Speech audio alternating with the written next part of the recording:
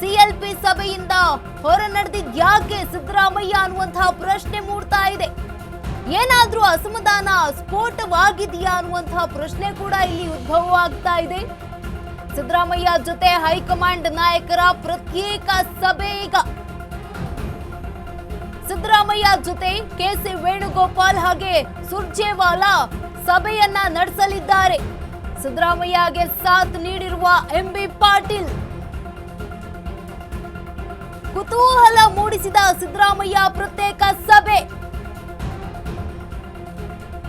CLP ಸಭೆಯಿಂದ ಹೊರ ನಡೆದಿದ್ಯಾಕೆ ಸಿದ್ದರಾಮಯ್ಯ ಅನ್ನುವಂತಹ ಪ್ರಶ್ನೆ ಈಗ ಮೂಡ್ತಾ ಇದೆ.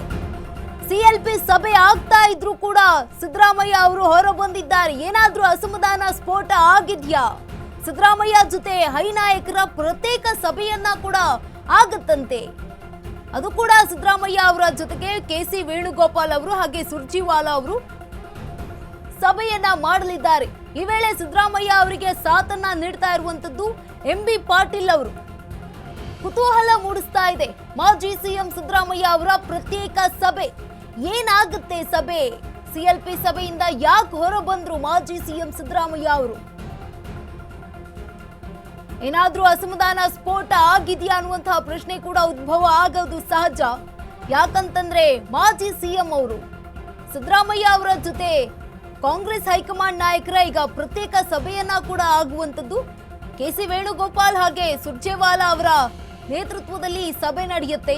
ಸಿದ್ದರಾಮಯ್ಯ ಅವರಿಗೆ ಸಾಥ್ ನೀಡಿರುವಂತದ್ದು ಎಂಬಿ ಪಾಟೀಲ್ ಅವರು. ಯಾವ ಕಾರಣಕ್ಕಾಗಿ ಅವರು ಹೊರ ಬಂದ್ರು ಅನ್ನುವಂಥದ್ದೇ ಪ್ರಶ್ನೆ ಆಗಿದ್ರೆ ಕುತೂಹಲ ಮೂಡಿಸ್ತಾ ಇದೆ. ಸಿದ್ದರಾಮಯ್ಯ ಅವರ ಪ್ರತ್ಯೇಕ ಸಭೆ ಸಿಎಲ್ಪಿ ಸಭೆಯಿಂದ ಈಗ ಸಿದ್ದರಾಮಯ್ಯ ಅವರು ಹೊರ ಬಂದಿದ್ದಾರೆ. ಯಾಕೆ ಹೊರ ಬಂದ್ರು ಅನ್ನುವಂತಹ ಪ್ರಶ್ನೆ ಆಗಿದ್ರೆ ಏನಾದ್ರೂ ಅಸಮಾಧಾನ ಅವರಿಗೆ ಉಂಟಾಗಿದ್ಯಾ, ಸ್ಫೋಟಗೊಂಡಿದ್ಯಾ ಕಾಂಗ್ರೆಸ್ನಲ್ಲಿ ಅನ್ನುವಂತಹ ಪ್ರಶ್ನೆ ಮತ್ತೊಂದು ಕಡೆ ಆಗ್ತಾ ಇದೆ.